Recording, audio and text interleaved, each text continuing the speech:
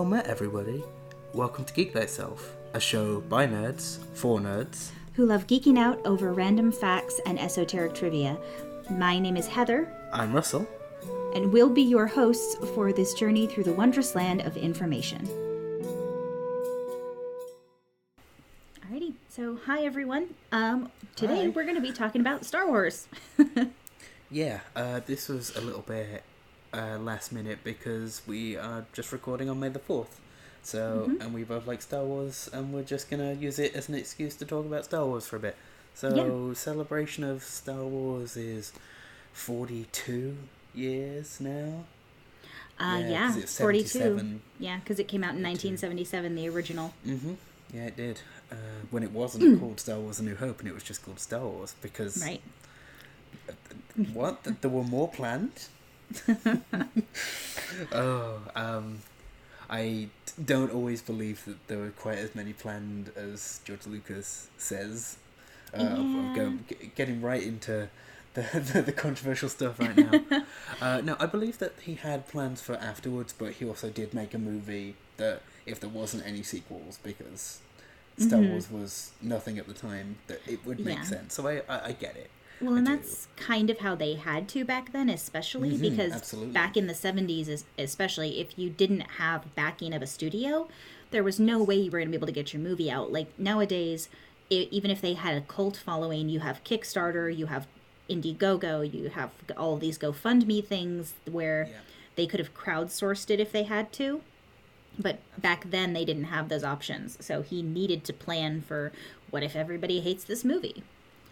Yeah, the only thing he kind of got to keep, if I'm remembering this right, is he got to keep the merchandising rights, which I think it was actually Paramount that produced the first one. I can't remember.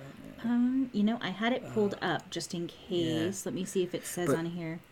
I know that it was... Oh, no, I think it was Fox. I'm double checking. This is bad.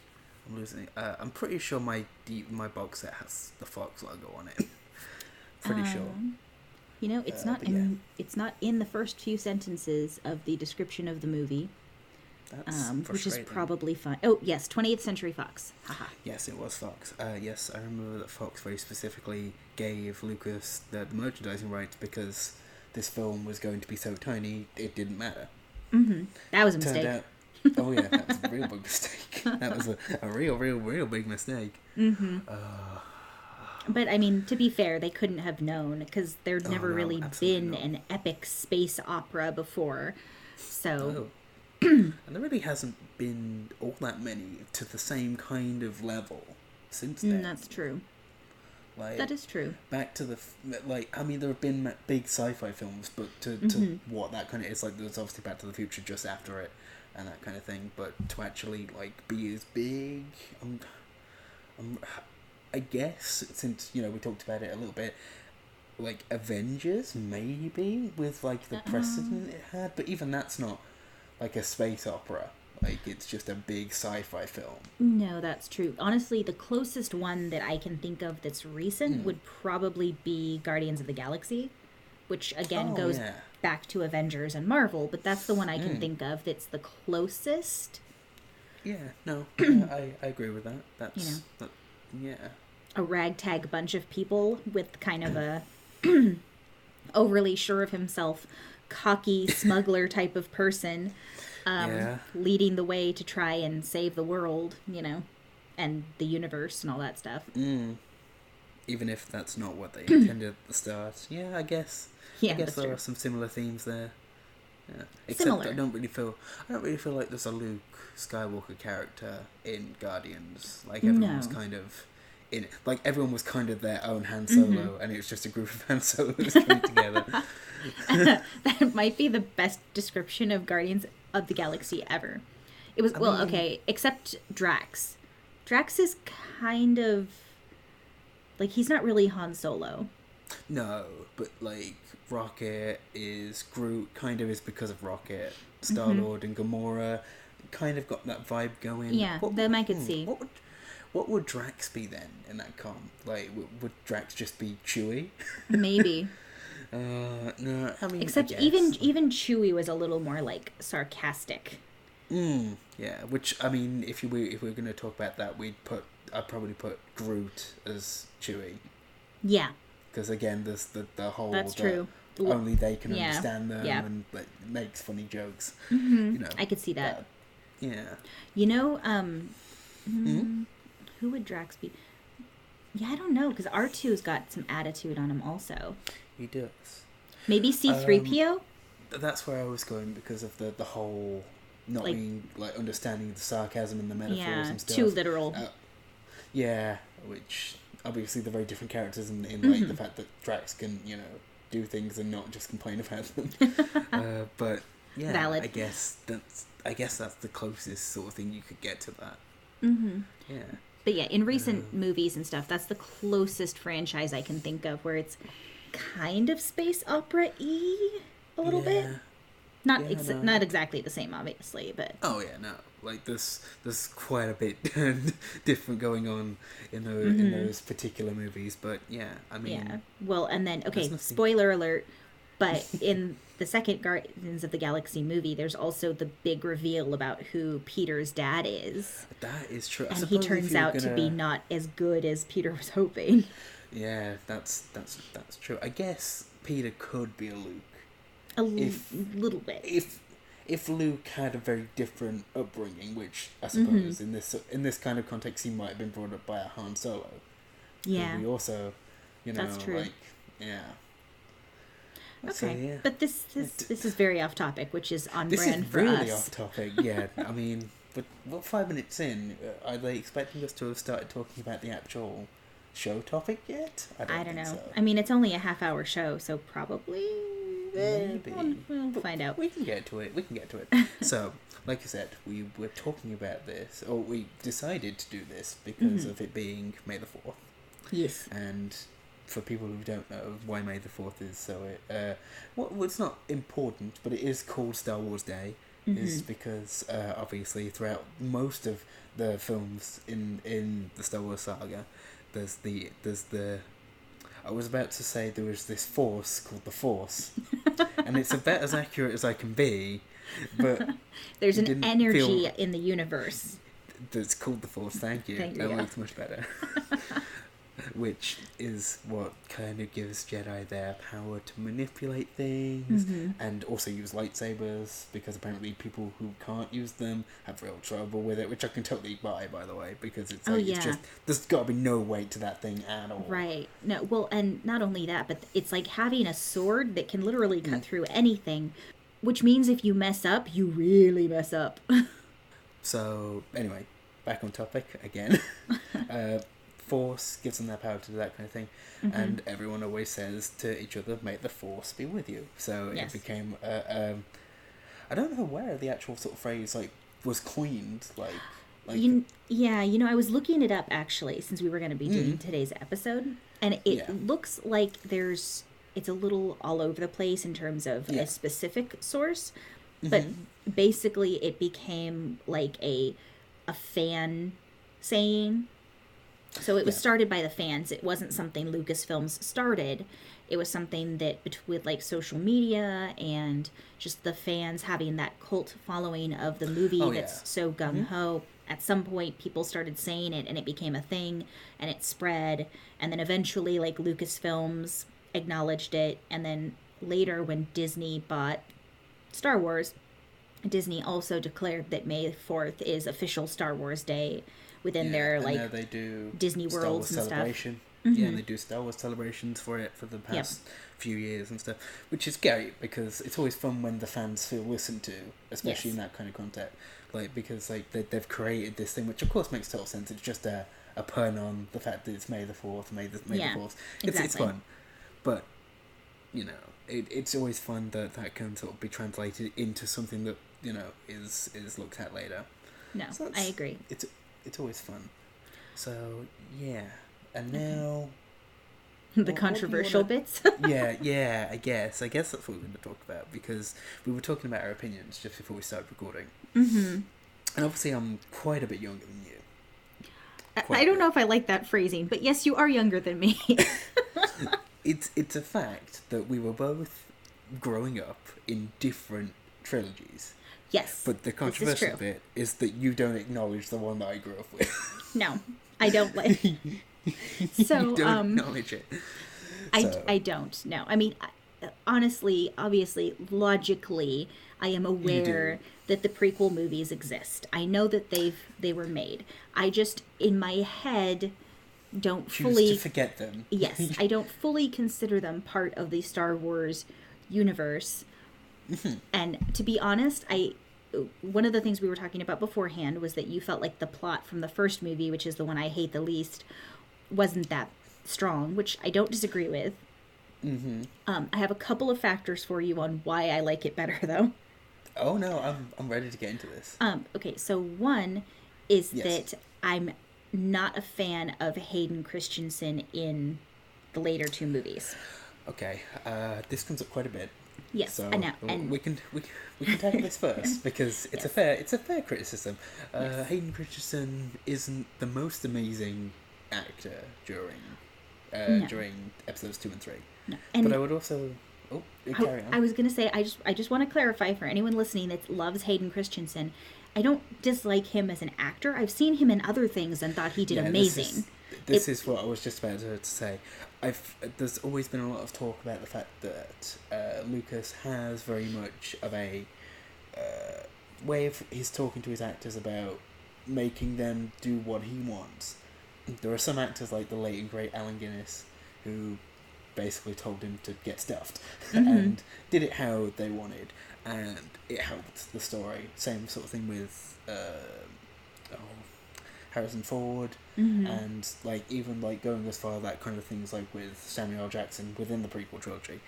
A lot of people, this was sort of Hayden Christensen's first major role, and just kind of went along with what the director was saying, and you can't blame him for that, but it's definitely not amazing dialogue. It definitely could have been delivered differently, but this is also why I really like, or not really like, I like a lot of elements of the third film, because I feel like his acting is a lot better during those scenes. He feels more like a proper character, especially more than in 2. 2 had major issues with that, especially when he was talking about sand. Oh my god, that awful scene. I hate sand, but I like you because you're soft. I'm like, oh my god, it kills me. See, stuff like that is why I don't like. No, I totally get that. The prequel series. Now, my other reason for liking the first movie more so than the later two in it are because in the first movie, Padme, the female lead, is a really strong character. She's not backing down. She's fighting for what she wants. She's standing up to people, kicking butt and taking names. And in the later two, she's so focused on being in love that she crumbles to a certain point.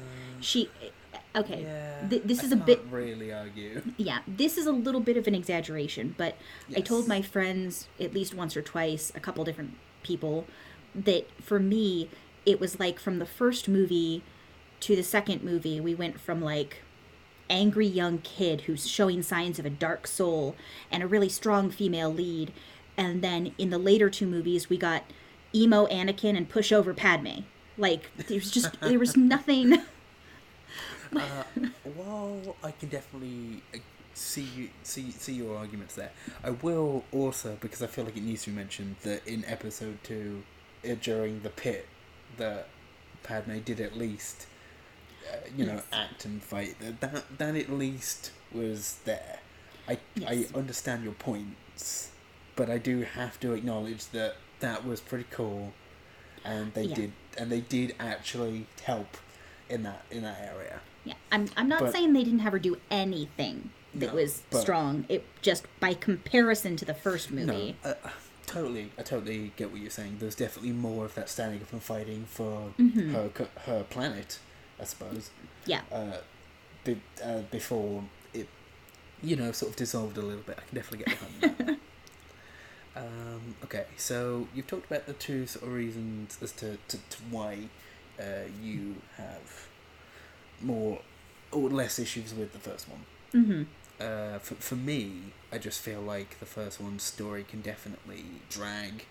It goes to some places that it doesn't really need to go, especially into politics, because, well, we all kind of know about politics. Do we really need politics in our Star Wars films? I don't think so. Yeah, well, But, and I don't disagree with you. I understand why they threw it in so that we could kind of see how the Empire could even come to exist in the first place. But I do think they could have made it. I feel like it took too more. Shorter. Yeah. Like, it's good to get, like, that sense of, like, the Chancellor, but we didn't need to talk about blockades and about treaties and all that sort of stuff. Yeah, no. I mean, or at least make it faster. Have it be like a quick discussion and then move on. Yeah, that's definitely kind of... I definitely agree with that. There's actually, while we're talking about this, while we're talking about the problems we have with the prequel trilogy, there's a great series of videos.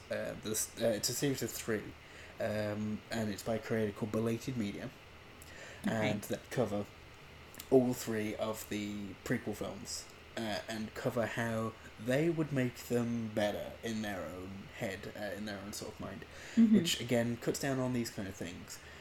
Within the first film, it doesn't change too much. There's just less of the politics, trade deals, and that kind of thing. There's more talk on Tatooine. There's more interaction there, which was a good part of the movie, at least I thought. And then as it goes into the next 2 films, it obviously branches off wildly because it sets up a whole different story to follow. It's on a channel called Belated Media. They are maybe 15 minutes each. Okay. So it's like between 35 and 45 minutes to watch all 3 of them. And honestly, the story that's crafted there is really fun just to think about. Even if, as Heather sort of says, she doesn't like to think about them too much. No. But so just while we're talking about it, I thought it'd be fun to mention it because it's something that I found. They've been circling around for a couple of years now, and they've got some traction. Like they became fairly sort of not super viral, but when viral didn't mean 27,000 million views. But they've definitely got some sort of traction in that kind of thing, and the story is pretty good, and the pacing is improved. Obviously, it's difficult to gauge sometimes just because they're not doing a full play-by-play of everything, and you can't obviously watch it. But it's just fun for me. Okay, that's good to know. Okay. I'd never heard of that, but that sounds like a cool idea. I can think of a few things I would change. The conversation about sand getting kicked out would be pretty much at the top of the list. Midichlorians are gone too. The midichlorians I don't mind, because as a science person, I like that there's an explanation for it. Like, because it didn't necessarily need to be done the way they did it. No. That's what I would be okay with them changing how they made it happen. But the idea that there is something that exists within certain people that allows them to manipulate the Force more, like from a science standpoint, that some people are more prone to it or whatever, that I liked. But I agree that I wasn't a huge fan of how they did it. That's fair. That's fair. The only other thing that I guess we should probably talk about, just to be fair and unbiased to as much of a degree as we can, is maybe talking about what's actually good about the prequels. And at least for me, the best thing about the prequels is Ewan McGregor as Obi-Wan Kenobi. Oh, hands down. Yes. I love like Ewan McGregor as Obi-Wan Kenobi. Yes, everyone kind of agrees to that. And again, with these Belated Media videos, they make the whole story about Obi-Wan. Obviously, like the original trilogy is about Luke. The prequels are about Obi-Wan, and the overarching story is about Darth Vader. It's kind of how they break it down, which is why it works so well, because they just basically like, hey, this character was really good. Make the thing about them. Pretty much. But they've just been consistently good throughout all of the films, even when they didn't have the best to be bouncing off. Yeah, it was just always good. No, I agree. The second best bit is probably Ian McDiarmid, who is of the Emperor. Again, there's that sort of slow burn stuff, which is really interesting to see from that sort of perspective. It's like, we know who this is, we know where this is going. It's definitely interesting to see, but So, and then obviously that ramps up as the 3 films go on. Yeah, no, I agree that that's a good aspect of it. Like, both of those two characters I loved throughout all of them. Because even though you hate the Emperor because he's the bad guy, yeah, but you kind of love to hate him. Yeah, he did an amazing job, though, of, like, going from you almost don't suspect anything to, like, watching it develop. And those of us that know what happens are like, oh no, don't do it, because you know what's going to happen. Yeah. He did a really good job of that. I agree. Yeah. Which is also another reason why I'm quite fond of Revenge of the Sith. While I don't think it's perfect by any sort of stretch of the imagination, it does a fairly good job of linking 3 and 4 in a sort of cohesive way. The issue that I take with it is it doesn't link to 2 and 1 amazingly. It doesn't make the story feel as planned, I guess, is the word I'm looking for, like as structured, like as it doesn't follow that kind of progression as well. To me, it almost felt like it kind of reminded me of like how some book series they spend so much time in the beginning setting everything up, and they're trying to keep it to a trilogy. So then when they're doing the last book, they cram so much in that you can't keep track of what's happening. And I feel like it was the same thing a little bit with the prequel movies, where like the first movie had so much setup, including all the politics stuff. And then the second movie was kind of in between. And then the third one, they crammed everything in because he didn't want to make a fourth and break the trilogy thing. Well, yeah, because he kind of written himself into a corner by calling that one episode 4. It's like, I can't do episode 3.5. I'm stuck with this now. That is true. Yeah, like there was no breathing room at all with him. Well, and but I feel like some of the payoffs. Sorry, no, carry on. Oh, I was just gonna say they could have probably adjusted it if they had picked different ending beats. For the first two, they could have made it work a little better, but because of the ending beats they chose, they were stuck with it. That's exactly what I was about to say, because like they could have easily brought some of the important elements from 3 into 2, making that movie more enjoyable and more like, because like 2, the problem I have with 2 is it feels like nothing happens. Yeah.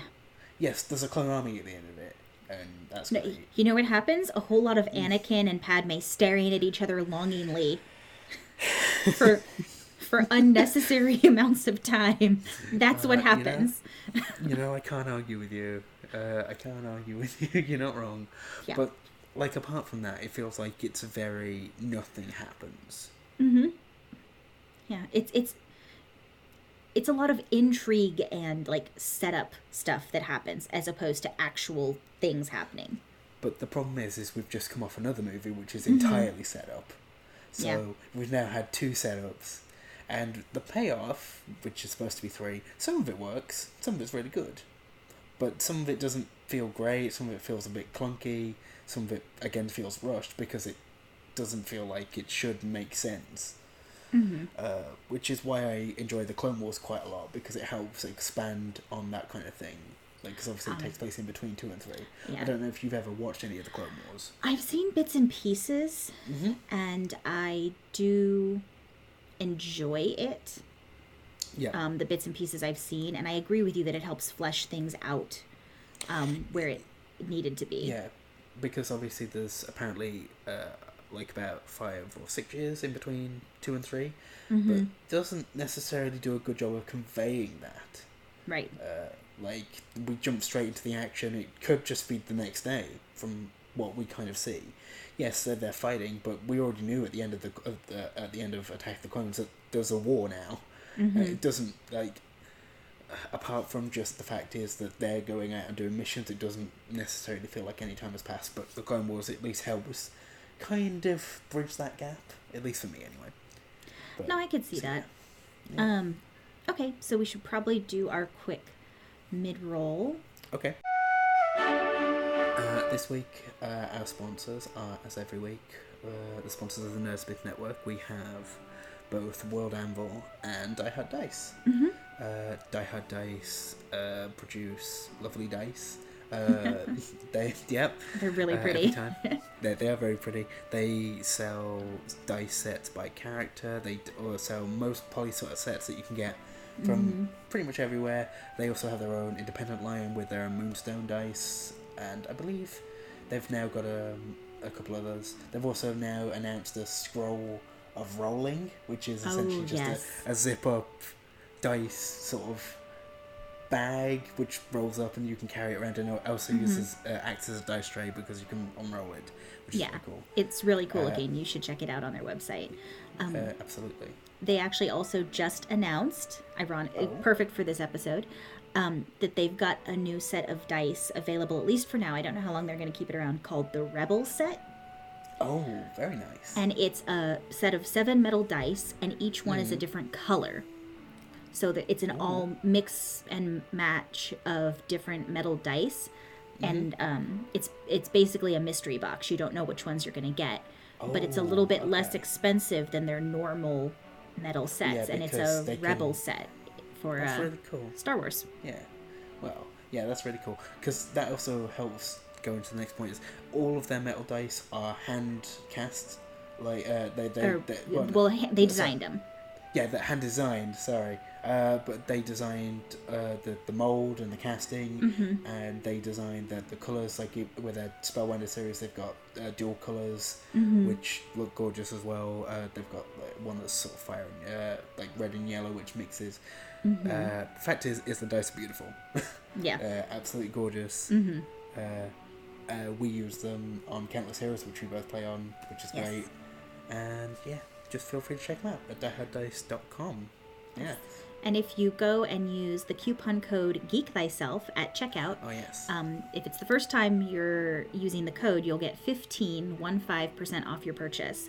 So it's the first time you use the code, and actually all of the shows here on the network, I think all of the shows, the majority of the shows at least, have a discount code as well for the same 15% off. So if you listen to the other shows, you might be able to catch their codes and also get a discount on some more dice. And for example, we have WAND Radio at the Nerdsmith Network, and you can listen to 3 of the directors, Logan, Tessa, and Kyle, play as their characters at a radio station in Sigil, at a magic university. It's always a lot of fun. They try and stay in character as much as they can, but it's always amazing when they break character. Yes. And they're like bite-sized shows, like half an hour, just like Geek Thyself, and you will not stop laughing. Because I know that because I never stop laughing. Like I tried to listen to them on the bus, and that's a problem because then I'm just sitting in my chair cackling to myself and trying not to look like a madman. It's amazing. Definitely check it out. WAND Radio. Yeah, that's a fantastic mental image. That's perfect. Finally, we've got World Anvil. Yes, and go ahead. No, I was just going to say that World Anvil is a very robust campaign management tool for D&D, or just a story world building place to manage. So if you're like Logan uses it to for the campaign in Cinderhaven and the World of Vale. If you're a writer, you can use it to connect your story. You can upload maps and sort of graphics and stuff. You can connect characters and places and give them sort of rankings on how well they know each other, if they're enemies, allies. Yep. It's so robust that we couldn't go over every feature that's in it. It just wouldn't be possible. No, that's true. It would be an entire... Actually, that would be a good Geek Thyself episode. It would be an entire episode all on its own. We could definitely do that. We should definitely do that. So yeah, but they've got so many features. There's new features every... as often as they can be. There's updates almost daily, if not at least weekly. Yeah, and they're constantly updating and improving things, and all of the base features, so everything you need to just get started and start creating your world, it's free. Totally free. There are additional options and stuff if you really want to get into the nitty-gritty of it, and we highly recommend that you go and check it out, because it might be the perfect thing for you to manage everything, because we've all been there where we're making things, like, even when I'm just making a character, just trying to piece everything together is sometimes really stressful, because it's just like, how does this bit connect with all this sort of place, with all these bits, and they have like really great leading questions on this kind of thing, like especially for character creation, like how were they, like, not just like where were they born, but like under what circumstances were they born, and just the things that really help you in regards to creating a character. like no, just that's very true. As you go ahead. So Die Hard Dice, yes. Also, World Anvil, check them out. Yes, they're both amazing, and you can find them online at dieharddice.com and at worldanvil.com. So we definitely recommend you check those out. And let's get back into Star Wars. Okay. So in all fairness to the movies you grew up with, literally the first movie came out when I was 4. Not to make you feel old. But... Yeah, a little bit. That's okay. So to be fair, we can talk about the original movies, the first 3, so 4, 5, and 6, the trilogy I grew up with, because I was born in 85, and they came out in 77. So, well, the first one. So yeah. Mm-hmm. So those were definitely the ones I grew up with. Okay. I feel like a really good question to ask for this, because obviously we know your opinion on the prequels, and very few people have a favourite, like their ultimate favourite from the prequels. Even I don't, even though I grew up with them, I obviously saw the originals. What one is your favourite? Of the first, of 4, 5, 6? Yeah. Ooh, that is a really good question. I thought so. Okay, so for me, it's I think it's a little bit of a tie between 4 and 6. Okay, that's really interesting. I liked 5, but I liked... there's a couple of things I liked about both sets. So obviously the first movie, number 4, there's all the setup, which is important, but they did a better job of getting through the setup quickly. Yeah, they did it in a way where you find out about the world and all of the setup is done with Luke. So as Luke is finding out about these things, so do you. So it was more organic. It wasn't having to, cram it all in and do a bunch of filler stuff that was unnecessary, which helped. And some of it, Luke knows about and Ben know about, but then Han finds out about it. So they made it so that you learn things with the characters to make it less shoehorned in. Yeah, make it less like it feels like you're just being told because you need to be told. Like, the fact is we're following a character who knows nothing about this. And exactly. For it being the first film, it's great for having that excuse to tell them. But it doesn't make it drag. It makes it interesting, intriguing, and you're always learning throughout all 3 of those films. You learn things throughout them all. So, yeah.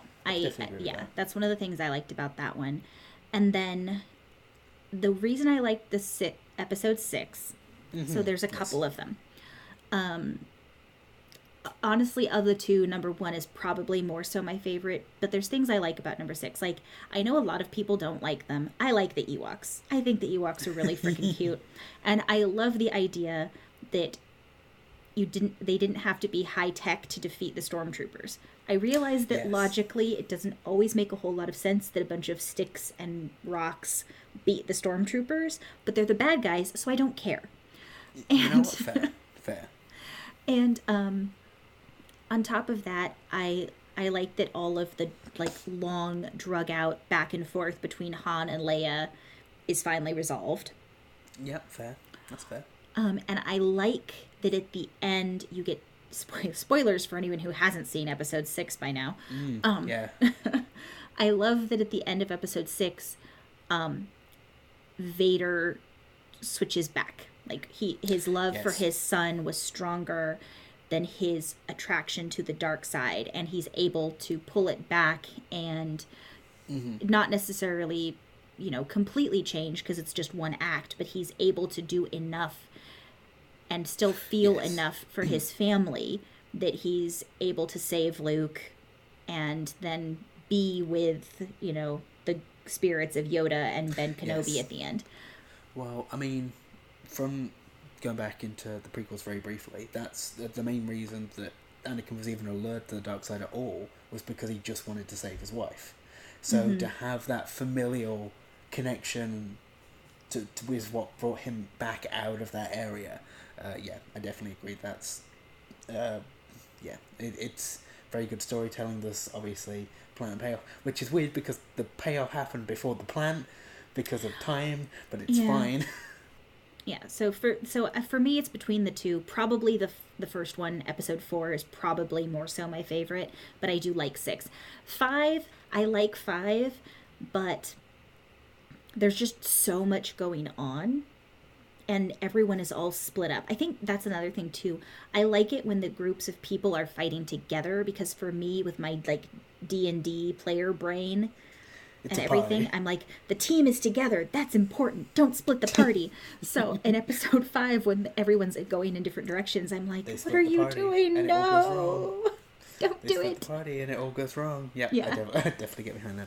See, I just thought it would be interesting to ask you, because from most people, sort of when I ask, is that everyone's favourite is Empire Strikes Back, is the answer that I normally get, which of course makes me feel bad about my decision, in that 6 is my favourite. So it's very interesting to hear you talk about 6. I can't really pinpoint why I like it so much. Obviously, it's the end of the story arc. Mm-hmm. It's always fun just to see how Luke dealt with being sort of tempted to the dark side. I've losing it for just that split second. All of that sort of ending stuff. I like the Ewoks too. They're adorable. I do too. I can't help that. Yeah. Have you seen the movies that are about the Ewoks that he did later? No, I haven't. I can't remember what they're called. I'm going to have to look it up for you. There's a series. Wow. This is not Star Wars related, except because of the Ewoks. Sorry. Mm-hmm. But there's a series of, I think it's 2 movies that he did after, where it's focused on the Ewok world, and like a family crash lands there. And there's like Widget. Is it Widget? Wicket. Thank you. Sorry. Mm-hmm. Wicket. No, you're fine. Was there, and he befriends a little girl and all this kind of stuff, and you get to see like the Ewoks with the family helping each other and all this kind of stuff. It's really ridiculously cute. That sounds like something that I would need to check out. Mm-hmm. So yeah, no, I can't really sort of like pinpoint like one thing that makes 6 my favourite, but it just always has been. I don't know. Mm-hmm. It's really good at ending that story, and at the time it was the end. Like, obviously, I didn't grow up with it, but, like, those were the sort of first things that I was really shown. I can't remember seeing episode 1 or 2 in the cinema because I was too young for that. I do remember seeing episode 3. That was the first one. Came out far enough out that you were probably old enough to go and have it stick. Yeah, cognitive enough that I could remember it. So, 6 has just always been my favourite. And not even any of the other 2 which are currently released, or any of the sort of spin-offs have really overtaken it for me just yet. We'll see what the Rise of Skywalker does later this year, I guess. Yeah, I'm curious to see and find out. I do, along with what you were saying, for episode 6, I feel like one of the things I like about it so much too is that everyone finally got their happy ending. Yes. Or at least what was portrayed as a happy ending. Yes. Obviously, more stuff happens, but I liked that these characters who'd been fighting for so long and struggling for so long finally got their reward. That's fair. I can definitely get behind that. Yeah. I'm curious about, obviously, we're just talking about the current trilogy that's happening. Mm-hmm. Obviously, the Rise of Skywalker trailer came out about a week ago now, I think. Week and a half. It's been out for a little bit. And during that trailer, right at the end, you hear a very familiar laugh cackle. Have you seen the trailer? I have. I watched it once. I haven't gone back and watched it again, so I don't remember everything that happens in it. But I agree with you. I have some concerns about what it's going to mean. Yes, because everyone who is a fan of the films obviously knows that signature laugh comes from the Emperor Palpatine, who has not been seen in a film since the end of Return of the Jedi, for a fairly good reason, in the fact that he was thrown down, again, spoilers, he was thrown down a shaft of just thrown down off a walkway into the middle of the Death Star, which then blew up. So I'm very curious as to what they're planning on doing with the Emperor, or if it's just a total fake out and they've got nothing planned. Because would they do it? Maybe, but what are you thinking about it? I'm on the fence, because the thing is, even though we see the Emperor thrown over into the pit, in episode 6, we never actually see him die. Yeah. So, like, is it possible that some stormtroopers found him somehow and got him to an escape pod? Maybe. Is it possible that, he, like, kind of like what Leia did? Okay, spoiler for anyone who hasn't seen the new movies. Is it possible that it's kind of like what Leia did when the ship exploded and she, like, used the Force to protect herself and get back in the ship? Yes. Maybe he was very strong with the Force, so maybe something like that's possible also. Yeah. There's a lot of what ifs in this situation. Yeah. The only issue I have with that theory, and it's not a bad theory, is where has he been? I agree. Because, like, has he just been underground for that long? And why? Yeah. Like... Well, and again, when... Yeah, no, I agree with you. That would be a weirdness. One thing that occurred to me is, you know how a lot of leaders don't want to be seen as weak? Yeah. So if he was severely damaged by everything that happened, keeping himself secluded and separate and just running things in the background with only a few people knowing. So, like, he still has the power, but he's not the figurehead. I guess maybe he could have been connected to Snoke. Maybe we'll find that out. So yeah, that's true. Because we don't know who was Snoke's teacher. No, we do not. That's very fair. Like I said, I'm optimistically trepidatiously excited. I think is the words I'm going to use. I'm excited to see where they go with it. I have a question for you. Okay. And this is another, it's semi-controversial. I don't really care what your answer is going to be. Okay. Where do you fall on the whole Reylo thing? Oh, that thing. I'm just curious, because it's such a big ship. There are so many people that ship them. Yes, there are. I'm not really much of a shipping kind of person. I don't know why I air quoted when this is audio, but I did air quote, and I'm leaving it in. I did air quote the word shipping. Shipping has never really been something I've been super into. Like there have been ships that I've, liked, like Aang and Katara, for instance. I really enjoyed them as a dynamic. Yes. There are ships that I enjoy. With Reylo, I think there's reason for people to like it. Like, it's not the worst thing in the world. Mm-hmm. Like, it was nice to see them teaming up together at the end of The Last Jedi. Yeah. Or if Ben Solo gets a redemption, maybe I could see it. But I also don't think Ben Solo is going to get a redemption. I think he might die in this film. That's what I'm thinking. I could be totally wrong, but that's my opinion. There's I also so have many to things say, that could happen. We don't know. I also have to say, if we're talking about ships from the new trilogy, Finn and Poe is my favorite. Yes, I love that ship. It makes me so happy. Although, it's a very good ship. Having met Rose, I really like her. So I really like the idea of her and Finn also. Yes. Or you know what? It's the future. Polyamory is a thing. All three of them. You know what? Fair all enough. Three of them could be together, and they would have adorable half Asian, half African American babies, and half Asian, half whatever Poe is supposed to be babies. Half Poe Dameron babies. Obviously. There we go. Okay, so you asked me, what's your opinion on Reylo then? So I'm kind of in the same boat as you. Despite the fact that Tessa and I do the shipping thing on Countless Chronicles, I did the air quotes too. I'm not really a huge shipper type of person. I'm one of those people where if I'm watching a show and there's a couple of characters that I think would be cute together, does it occur to me? Yeah, totally occurs to me. And if someone else asked me, I would say, oh yeah, I think they'd be cute together. Or yeah, that I could totally see them getting together. But I'm not one of those people that's like going to go seek out fan fiction.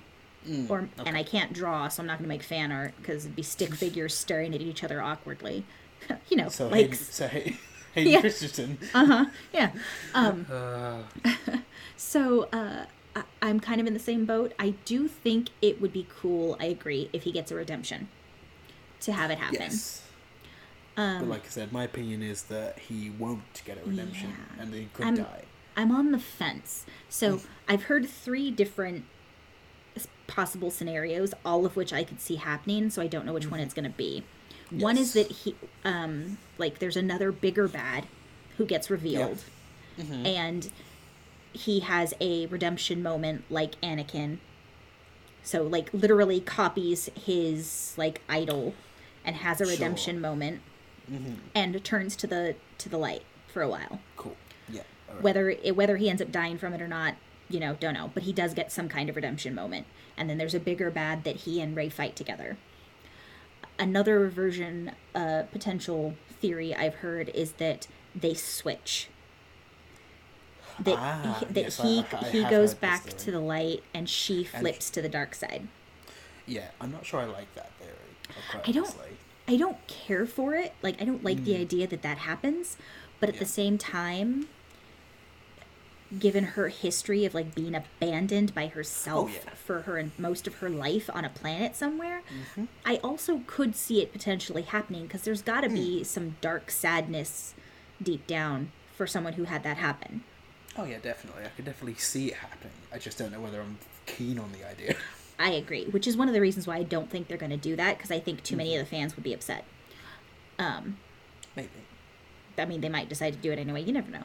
And then the third one I've heard is basically like what you said. Like, there's no redemption and he dies or is somehow defeated, but probably dies because otherwise he'd be coming back again. Well, either way, like, I feel like there is going to be a redemption. I just don't feel like he's going to live through it, is my opinion. Oh, I see what you're saying. Okay. Yeah, like, I feel like they're going to be similar to Darth Vader in that. I feel like to kill the character off entirely without there even being a smidgen of a redemption, I don't feel like it's something that they do. But maybe I'm wrong. Maybe he is just going to be the big bad evil person who's doing the evil things. And we'll just have to wait until December to find out. Yeah, it's hard to say, too, since, like, family, his dad being there clearly didn't stop him from doing an evil thing. Spoiler, he killed Han Solo. He killed his father. But then at the same time, you do see him somewhat hesitate when he finds out that his mother's on the ship. Yes, which is interesting, to say the least. Well, and it makes you wonder, because they haven't gone into all the details, so we don't know exactly what happened that sent Ben away in the first place. I mean, we've got bits and pieces, so it sounds like probably what happened is he was so strong with the Force that they couldn't really contain it or couldn't teach him, or they decided to send him to be taught because they thought he would make a good Jedi with Luke and stuff like that. Like, something. But I can get behind that. That makes sense. Yeah, we still don't know all the details on it, but... No, we do not. And we're not going to until, like I said, December something. They always come out in December. I know. I want it to come out now, because I want to know, but... Yes. Yeah. But either way, thank you for listening to us ramble about Star Wars for 30 to 40 minutes. And hopefully you enjoyed it. Bye. Thank you for listening to this week's episode of Geek, Thyself. Don't forget to check out all the other amazing content on the Nerdsmith Network. If you have any questions for either of us, you can get in contact with us on Twitter at geek_thyself. You can also email us at geekthyself@nerdsmith.org. And please don't forget to go to iTunes and leave us a review, or also go anywhere you listen to your podcasts. We'll be back next week with another informative and fun episode. And until then, don't forget to geek thyself.